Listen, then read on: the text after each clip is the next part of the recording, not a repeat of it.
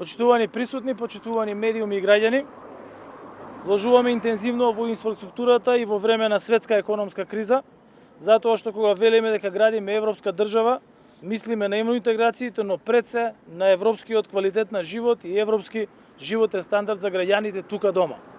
Овде на Плетвар направи увид во градежните работи и според ова што може да се види, завршува реконструкцијата на делницата Плетвар.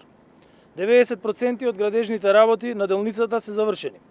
Сега се поставуваат сообраќајната сигнализација и банкините. Со министерот Бочварски и со директорот Рустеми разговаравме и очекувам дека за околу месец дена ќе можеме да дојдеме повторно тука и да видиме готов, отворен и функционален пат. Верувам дека сите овде присутни напорно работат на завршните работи и затоа ќе си дозволам уште сега да ве поканам сите вас на пуштањето во употреба на делницата Плетвар, важна секција во должина од 19 км, која е значајна бидејќи е дел од главниот магистрален пат во цела Пелагонија. Ова е практично продолжување на новиот експресен пат од Градско до Плетвар. Оваа делница, но и целиот овој зафат, односно реконструкцијата која што се реализира со помош на ЕБОР во вредност од над 4 милиони евра, значи модернизација на коридорот 10D и поврзување со Република Грција кај граничниот премин Меджитлија. Тоа значи и отворени можности за развој на стопанството во целиот Пелагониски регион.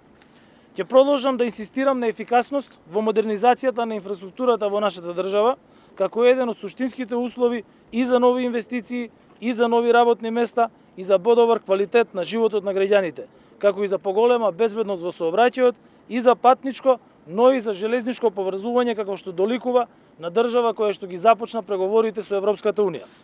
Факт е дека само за 5 години, од 2017 година наваму, изградени се патишта во должина од околу 1300 км, што е значително поголема динамика ако се спореди со претходниот 10 годишен период, каде биле изградени двојно помалку патишта низ земјата, само околу 650 км.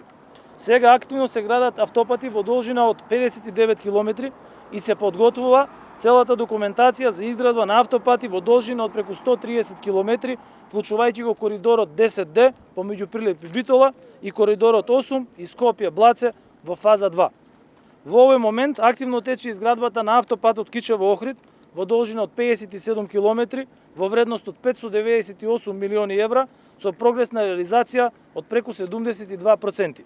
Се гради автопатот Скопје-Блаце, прва фаза, инаку во вкупна должина од 12 км.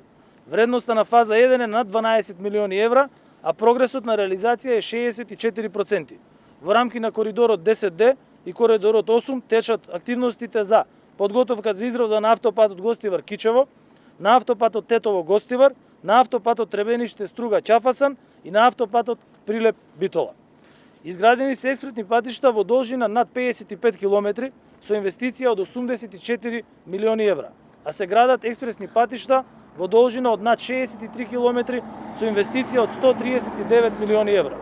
До сега ги изградивме експресните патишта Штип-Радовиш и тоа 4 месеци пред крајниот рок, во должина од 40,5 км и вредност од 64 милиони евра.